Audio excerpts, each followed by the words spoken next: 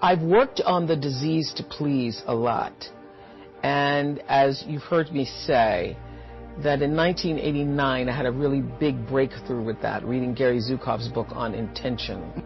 So I started literally living an intentional life where I don't make any decisions unless I think about what is my true, pure motivation for doing it, because I do recognize the law of cause and effect that says the intention informs even the cause, so that before you have an action, there is a reason for you taking that action, and the reason for the action is what's going to actually show up in your life on the other end. That's what's going to come back to you, that intention.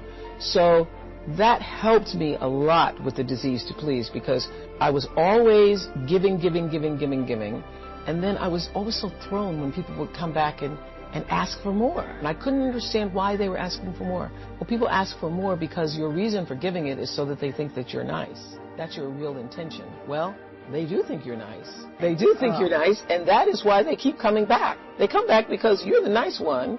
You're going to say yes when even you mean no. So you're the person I'm going to call to go pick up my kids when I can't or don't want to, because you're going to say yes even if you don't want to do it. So that's why people keep coming back, when your intention is not really clear. So that took a lot of fear away from me.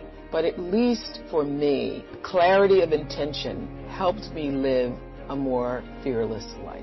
You cannot live a brave life without disappointing some people. But those people who get disappointed, it's really okay.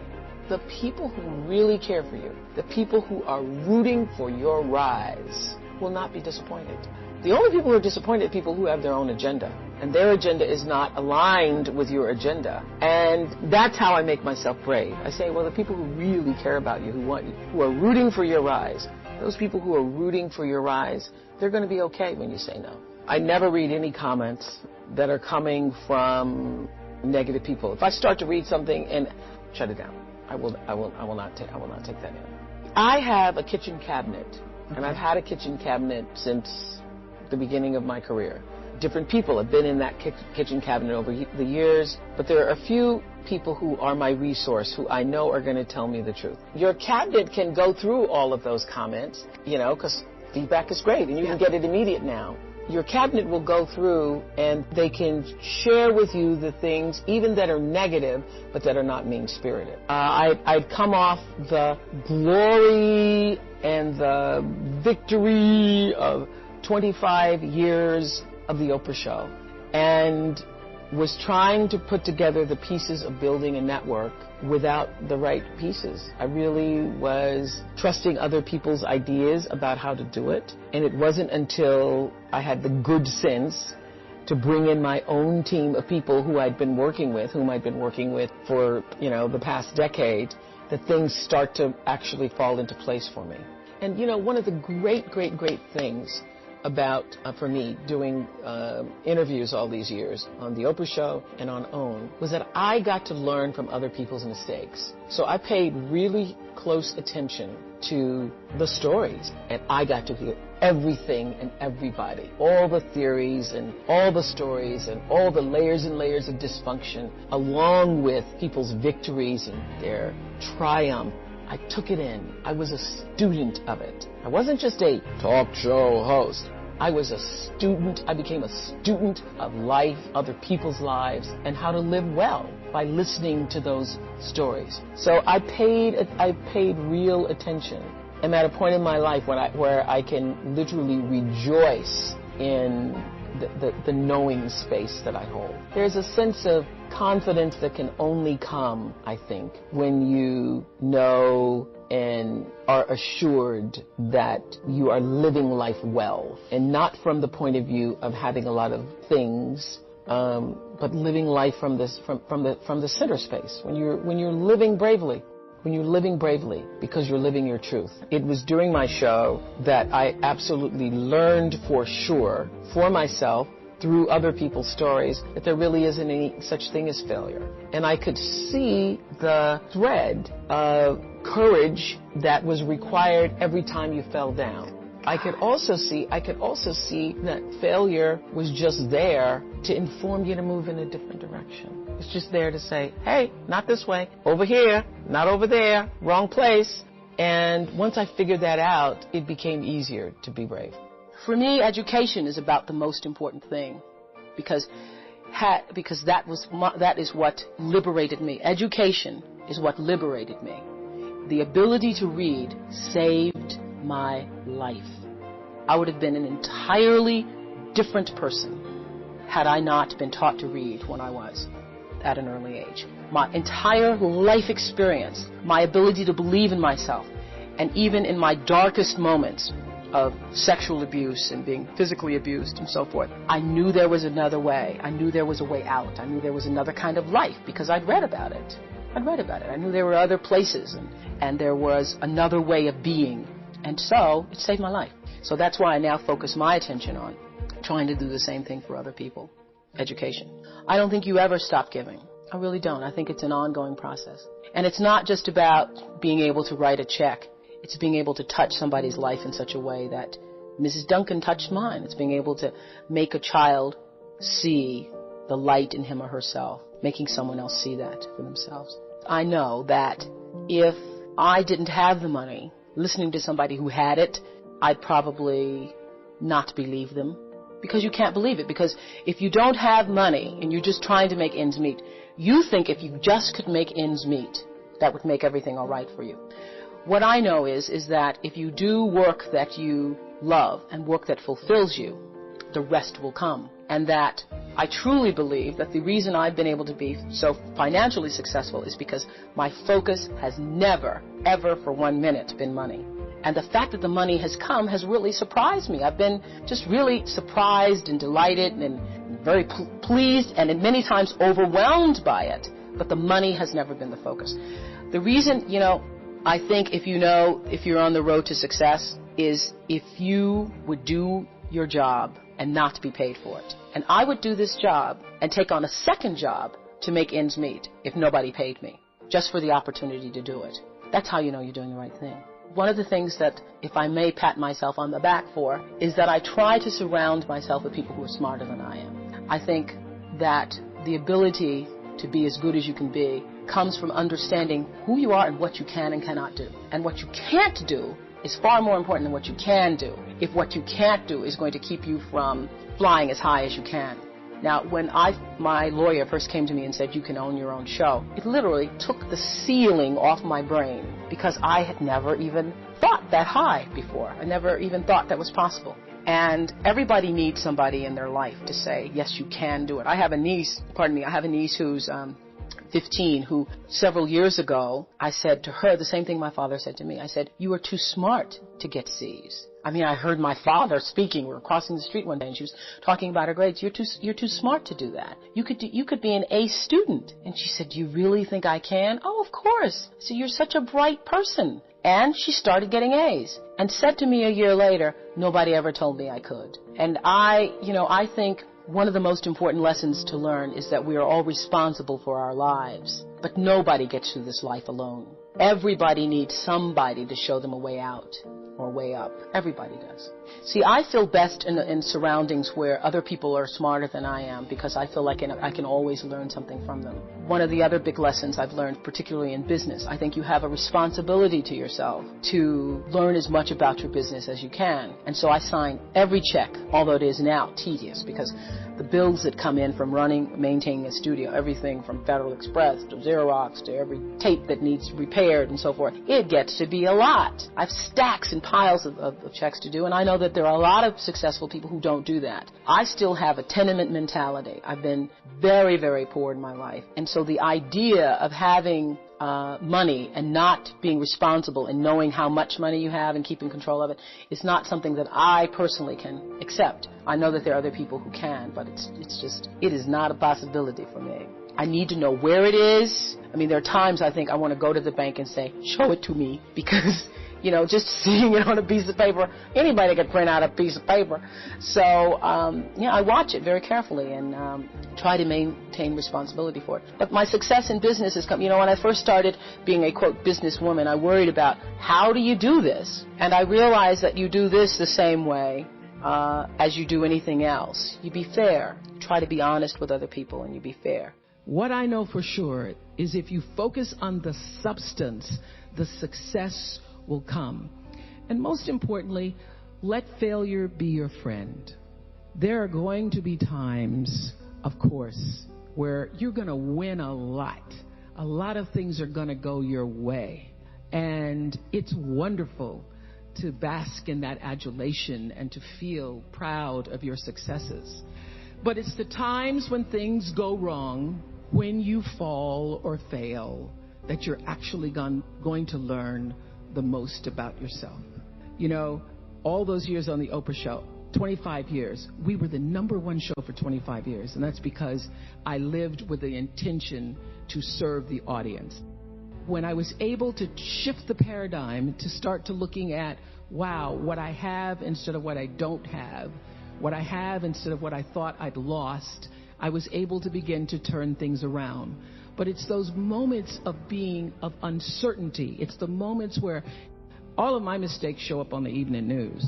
I can tell if I've done something wrong. It's on the CNN crawl. I can read about it. But learning from the moments where things weren't going so great, being able to get still, to connect with that which I know is God, the force, the power greater than myself, and to come back and realize that in order to move forward, you move forward by taking the next right step. You don't have to know everything to do. You don't have to know all the steps to make. Just what is the next right move. And then there's this. I leave you with this. Nobody makes it alone. Nobody. I don't care what they look like. I don't care what their Insta posts say. Nobody makes it alone. And so you will get nowhere without a spiritual practice. You need a spiritual practice. And by that, I mean not necessarily religion. For some people, it is church. For some people, it is meditating. For some people, it's dancing. For some people, it's singing. But you have got to find a way to nurture that which is the essence of you. You've got to find a way to continually give back to yourself. I am committed to service. Service through my work, service through my life's purpose. And if you make a commitment, a conscious intention to be committed to the work that you do, to the relationships that you have, your life will unfold with such beauty and grace through that commitment. Every day until the very final shows of the Oprah Winfrey show, I would have the producers come in and tell me ahead of time what their intention for every show was, because I figured out around the second year of doing that show that it wasn't just about being on television and performing, that here was this opportunity, this offering I could give to people through the service of a television show to better see themselves through the stories that we're telling, and through those stories help themselves to improve their lives. So I started using television as a tool of service. So as you're trying to figure out, what do I do? How should I do it? First of all, I will say this, that when you don't know what to do, my girls have heard this over 100 times. When you don't know what to do, you do nothing. You get still until you do know. Because when you have to ask everybody else, should I do this, should I, and that's whether it's buying a pair of shoes or going with a guy, buying a house, taking a job, should I? When you have to ask everybody else, it means you don't really know the answer fully yourself. So you get still, be still, and know the answer will come. So many people are worried about building a brand. I hear kids on social media talking about their brand. And I used to really resent the word when people would say to me, oh, you have this brand, because I never even thought about a brand. I just thought about day in and day out making the best right choice for me. But now I embrace it because I recognize people see me as a brand.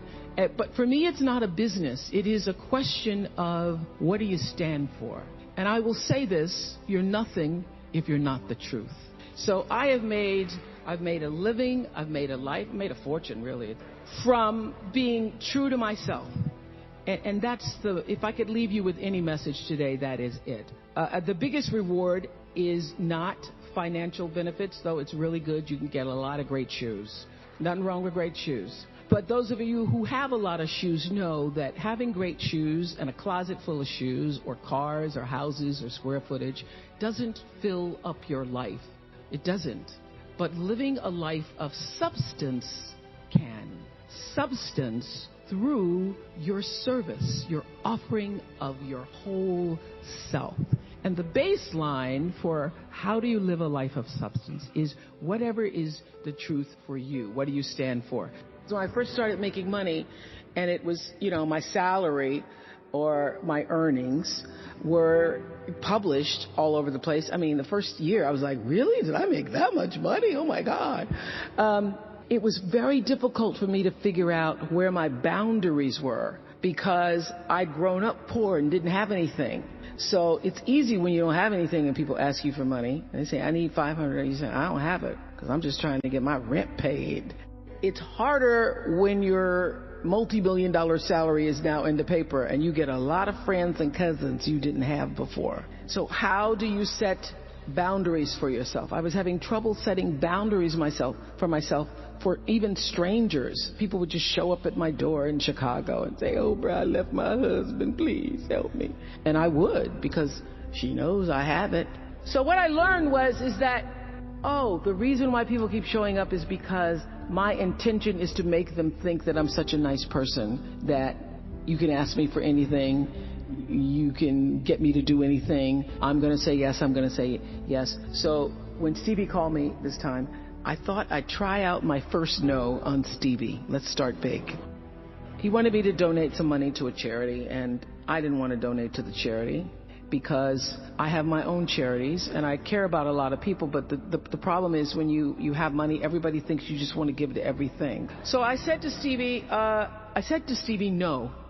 And as a person who has that disease to please, I was waiting for him then to say, I will never speak to you again. I will never call you. I will never sing a song for you. And he didn't. He just said, okay. Okay? Okay, it's okay? He said, okay, check you later. What I learned from that is many times you will have angst and worry about things. Put yourself in a state, like someone said this morning because their phone went off, they were mortified over a phone. I said, really? You will put yourself in a state when the other person really isn't even thinking about you. So learning that I could specifically determine for myself what the boundaries were for me, what I wanted to do, give my money, give my time, give of my service to who I wanted to give it to when I did, that I get to make that decision. Just because you have all of these demands on your time and on you doesn't mean that you have to say yes. You get to decide because you're the master of your fate, the captain of your soul, as William Ernest Henley said in Invictus. And understanding that really changed the meaning of my life in that I was no longer driven by what other people wanted me to do, but took charge of my own destiny, making choices based upon what do I feel is the next right move for me. I've lived with who do you think you are my whole life. Not from myself as much as what was reflected to me. Because who do you think you are? You're a little color girl, come from Mississippi. Who do you think you are? You're sitting up on national television. Who do you think you are that you can have? Who do you think you are that you can? So I used to fear hearing the term, who do you think you are? Or you must be pretty full of yourself. Now I work at being full.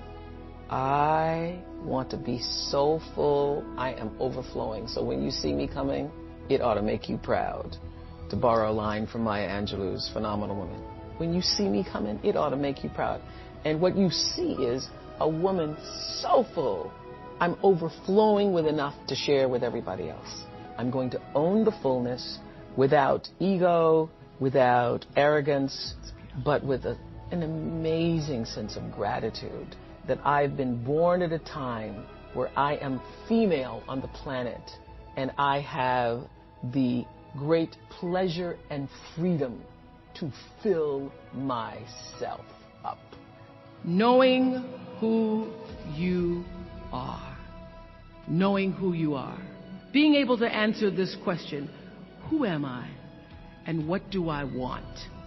You know, many times when I go out of the country, I am baffled by that question. To explain what is your occupation. I've stood there for 10 minutes. Well, am I a talk show host? Well, I'm more than a talk show host. Am I a businesswoman? I'm a businesswoman. I'm more than a businesswoman. Am I an entrepreneur? I'm more than an entrepreneur. So I just leave it blank or self-employed. So I'm not asking for the roles that you play as daughters. I'm not asking that question. What are the roles that you play as a daughter, as a friend, as a sister? You're going to be a lawyer. You're going to teach. You're going to be a pharmacist.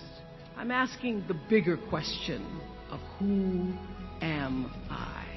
Who am I really? My answer is I am God's child. I am that which is born of all that is. I am, as Pierre de Chardin said, a spiritual being having a human experience. All that is possible for me. That's who I am. And what do I want? I don't want to just be successful in the world. I don't want to just make a mark or have a legacy. You must have some kind of vision for your life. Even if you don't know the plan, you have to have a direction in which you choose to go. You want to be in the driver's seat of your own life, because if you're not, life will drive you. Knowing who you really are in this space and time that we embody. What do you want? Who are you? Always do the right thing. Be excellent. People notice. Think of how you notice. You go to Taco Bell, somebody gives you an extra napkin and some sauce. You notice. You want to go back to that person, because even at Taco Bell, excellence shows itself. And what I know is that when you are excellent, you become unforgettable. People remember you. You stand out. Regardless of what it is, you become an unforgettable woman. And that is what we all want. We want to be unforgettable and not forgettable. So doing the right thing, even when nobody knows you're doing the right thing, will always bring the right thing to you. I promise you that. I remember many times on my show. There are many shows y'all never saw. And the reason you didn't see them is because I got the last vote. And I remember 2010, my team, hardest working team in television, had done this interview with a woman who turns out she was a Sunday school teacher by day and a sex addict at night. And they were like, you won't believe it. We got her going out. We got her with the men. And we get to show her. And she was willing to show us everything. I sat down with the woman for an interview that was taped. And during the process of the interview, I said, why are you doing this? And she said, oh, I want to help people. I want to tell my story and I want to help people. I said, do you have children? She says, yes, I have a 10-year-old son. I knew right then, this is never going to see the light of day. So we got off the air and I said to the lady, we are not going to air that show. And she said, why? My producer said, why? She knew she was being filmed. She knew what she was saying. She knows what I said, because her son will never get over it. Not worth a rating point to me to know that there's a 10-year-old boy who's destroyed because his mother went on the Oprah Winfrey show and told all her business. You do the right thing even when other people think it may not be. And oftentimes when you make a decision to do the right thing, immediately you're faced with doubt. Was that the right thing? Was that the right decision? I don't know. Was that the right thing? You always know it's the right thing, when in the end, there is peace. You are rewarded by peace. The most important thing I have come to know in doing the right thing and making the right choices is understanding people don't always like you, and they're not always happy for you. And if you surround yourself with people who are not accustomed to your success, they become fearful. They become scared because you are reflecting back something to them that they don't recognize. Now, they're not going to say, I'm very fearful because you're reflecting back to me something I don't recognize. They're going to say, you know what they're going to say?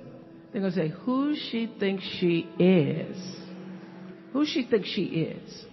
That only happens when you are around people who do not mean and want and aspire to the best for you. People who want the best for you want you to be your best.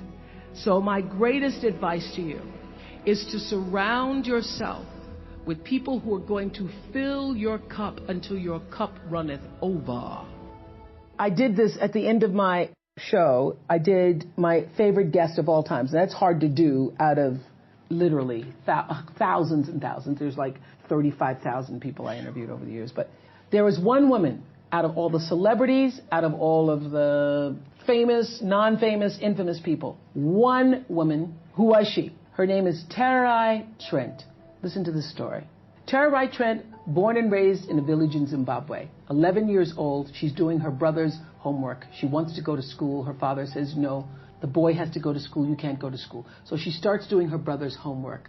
She does her brother's homework. He goes to school. He gets all A's on his homework, yet he doesn't know the answer to the question. The teacher comes to the village to say, what is going on here? This boy doesn't know the answers, but his homework's perfect. She finds out that Terai, his younger sister, is doing his homework. She begs the father to let Terai go to school. The father says, no, she can't go to school. Finally, he marries her off. She marries at 11 and a half years old. She gets married. She has 3 children by the time she's 18 years old. A woman comes to the village from an NGO, Heifer International, and asks, what are your dreams? This is going to make me cry. Asks her, what are your dreams? This child has never thought about what her dreams were. She says, write down your dreams. She writes down her dreams on a piece of paper and she folds them in a tin can and she buries them under a rock. The first dream was to be able to go to a school in the United States of America and get a college degree.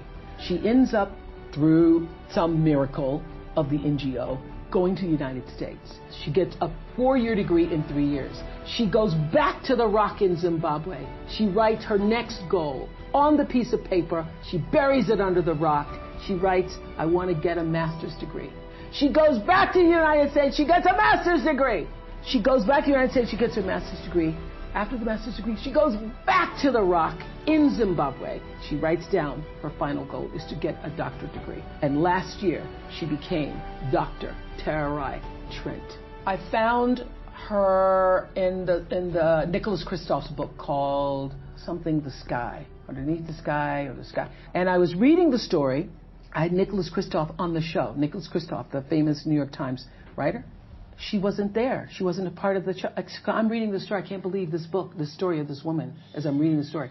So when we go to do the show, the producers have Nicholas Kristof on. They bring on other guests, but this woman isn't there. I go, how could you not have her there? So we tape another show with Nicholas Kristof. We go back. I go, fine, we're going to find that woman, Terai Trent. By this time, she's living in the United States. We followed her back to Zimbabwe to the rock. We pulled the tin can from underneath the rock. And that is my favorite guest of all time.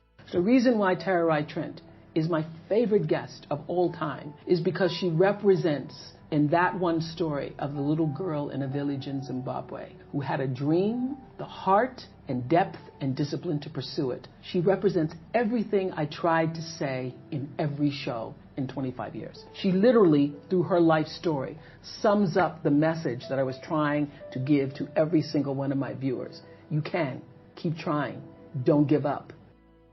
When I was about 8 years old, I grew up in the church, and I was going to one of those Women's Day, you know how we have church all day long. The little girl that was supposed to be there to do a recitation had gotten ill. And so they said to my stepmother, we need a little girl. Can Oprah come back and do a recitation this afternoon? My stepmother said, yeah, I'll have her back here this afternoon. So this, church ain't over to 1:30. So by 4 o'clock, I had gone home and learned to recite Invictus by William Ernest Henley. It starts out of the night that covers me, black as a pit from pole to pole, I thank whatever gods may be for my unconquerable soul. I was reciting it and doing the pits from pole to pole. I didn't know what I was saying. But at the end of the poem, there is the stanza that says, it matters not how straight the gate, how charged with punishment the scroll. I am the master of my fate. I am the captain of my soul. Now, my little 8-year-old brain didn't really fully understand the power and depth of those words, but they sounded good enough for me to write them down and put them on my mirror. And those words, I am the master of my fate, I am the captain of my soul, became a mantra for me. What it said is, I am responsible for the choices that I make in my life. I am responsible. Obviously, I grew up and was better able to articulate what those words really mean. And I discovered in physics class the third law of motion. You remember what that is? It's called Newton's law. And it says for every action, there is an equal and opposite reaction. So what does that mean? That means everything that you are putting out into the world, every action, there is an equal and opposite reaction. It means no matter what you do, the energy of what you do, what you say, and most important, the energy of who you are is going out into the world, into your relationships, and that energy is always coming back to you. You are responsible for the energy that you are pulling out into the world, because that very energy, bam, is coming right back to you every single time, whether you believe it or not, because it is law. Everybody has a different talent. And the reason we're all so messed up is because you're looking at everybody else's talent and wishing you had some of their talent. All the energy that you spend thinking about, wishing about, being jealous of, envious of anybody else is energy that you're not only putting out, it's going to come back to you negatively, but you're taking that away from you. All your energy should be forced on, what do I have to offer? What do I have to give? How can I be used in service? Because Dr. King's message of not everybody can be famous, but everybody can be great, because greatness is determined by service. And there is not a job in here that you can do that you don't switch the paradigm to service and not make that job more fulfilling. I don't care what the job is. If you say, I'm a singer, I'm a dancer, I'm an artist, I'm a teacher, I'm a nurse, I'm a doctor, I'm a janitor, I'm a clerk, if you say, if I look at this from how do I use this in service to something bigger than myself, it no longer becomes a job. It becomes an offering to the world. Nobody's journey is seamless or smooth. We all stumble. We all have setbacks. If things go wrong, you hit a dead end, as you will. It's just life's way of saying, time to change course. So ask every failure. This is what I do. Every failure, every crisis, every difficult time, I say, what is this here to teach me? And as soon as you get the lesson, you get to move on. If you really get the lesson, you pass and you don't have to repeat the class. If you don't get the lesson, it shows up wearing another pair of pants or skirt to give you some remedial work. And what I found is that difficulties come when you don't pay attention to life's whisper, because life always whispers to you first. And if you ignore the whisper, sooner or later, you'll get a scream. Whatever you resist persists, but if you ask the right question, not why is this happening, but what is this here to teach me? What is this here to teach me? It puts you in the place and space to get the lesson you need. My friend Eckhart Tolle, who's written this wonderful book called A New Earth, It's all about letting the awareness of who you are stimulate everything that you do. He puts it like this. He says, don't react against a bad situation, merge with that situation instead, and the solution will arise from the challenge. Because surrendering yourself doesn't mean giving up, it means acting with responsibility. Okay, many of you know that, as President Hennessy said, I started this school in Africa, and I founded the school where I'm trying to give South African girls a shot at a future like yours. And I spent 5 years making sure that school would be as beautiful as the students. I wanted every girl to feel her worth reflected in her surroundings. So I checked every blueprint, I picked every pillow, I was looking at the grout in between the bricks, I knew every thread count of the sheets, I chose every girl from the villages, from 9 provinces, and yet last fall I was faced with a crisis I'd never anticipated. I was told that one of the dorm matrons was suspected of sexual abuse. Well, that was, as you can imagine, devastating news. First I cried, actually I sobbed for about a half an hour, and then I said, let's get to it. That's all you get, is a half an hour. You need to focus on the now, what you need to do now. So I contacted a child trauma specialist, I put together a team of investigators, I made sure the girls had counseling and support, and Gail and I got on a plane and flew to South Africa. And the whole time I kept asking that question, what is this here to teach me? And as difficult as that experience has been, I got a lot of lessons. I understand now the mistakes I made because I had been paying attention to all of the wrong things. I built that school from the outside in, when what really mattered was the inside out. So it's a lesson that applies to all of our lives as a whole. What matters most is what's inside. What matters most is the sense of integrity, of quality, and beauty. I got that lesson. And what I know is that the girls came away with something too. They've emerged from this more resilient and knowing that their voices have power. Life has dreamed a dream for you.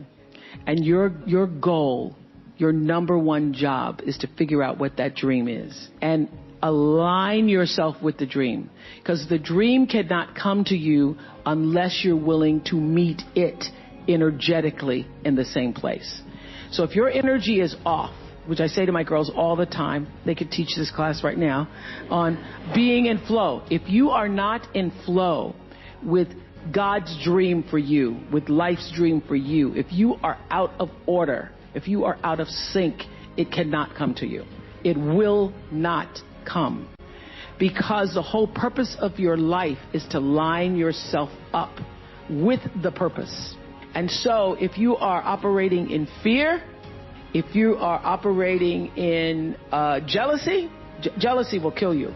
When you are synced up with life, life just gives to you. It opens doors, it creates experiences, it allows you to meet people, things show up you never thought were going to show up, and you are doing what is the purpose of your soul being. I have paid attention to my life because I understand that my life, just like your life, is always speaking to you, where you are, in the language, with the people, with the circumstances and experiences that you can understand and interpret if you are willing to see that always life, God, is speaking to you. Now, it took me a while to actually really get this and to understand it, but once I did, I started paying attention to everything. Letting go of energy that's clouding your vision and holding you back. It's a life practice that I learned long ago that has freed me so many ways. It's a fact that holding grudges against somebody who's done you wrong, or replaying, revisiting hurtful situations in your head over and over, only weighs you down and prevents you from being who you're meant to be right now. Because you're still energetically holding on to the past. The energy that you put into constantly rewinding to the resentment. Why did they do that? Why did they say that to me? I didn't deserve to be treated that way. All of that only keeps you stuck. It will never change what happened. You've got to press stop and reject the urge to keep replaying so that you can then fast forward into the now for yourself. You know, a lot of people think that holding on to things that disempowered them is going to somehow magically turn it around. As I said in my message a couple of weeks ago about forgiveness, you have to release the notion, give up the hope that the past could have been any different. And you also must release the idea that people would do what you might do in any given instance. This is a big one. I had to learn and relearn before I actually got it. Expecting people to do what you would do in a situation only leads to your disappointment, not theirs. They're going on with their life. So let people be who they are, and either you accept it or you don't. Not doing that keeps you stuck in a circumstance that actually costs you time, costs you energy. And I can guarantee that oftentimes the person on the other side of the bitterness you're holding on to, they're not even thinking about you. In fact, they probably have just moved on. They certainly aren't obsessing the way you are. Think of it like letting go of any bad habit that just doesn't serve your well-being. Not an easy task. Taking the road to a more enlightened, healthy existence never is. So this is what I want to ask you to ask yourself. Why am I holding on to this? How is this serving me? And really think about the answer. Maybe it makes you feel validated. Maybe it makes you feel righteous. Or maybe taking on the pain is your way of recognizing the injustice so that even though it won't be made right, it can at least not be forgotten. Then I ask you, again, ask yourself, do you want to be right or do you want peace? Woo! This was huge for me. The unfortunate fact is that having both may not be possible. And also, you may never get your moment of righteousness, so why wait for it? Choose peace. What I know for sure is that in this world, time is a moving on, and it's our most valuable commodity. You can never get it back. So staying in that loop, playing it over and over in your head of hurt, only amplifies your pain. Let it go. Exhale, make room in your heart for something that is uplifting. Surround yourself with people who want the best for you. You have the ability to shift the DNA of your spirit and control how you perceive life. So why not lighten your load and let it go?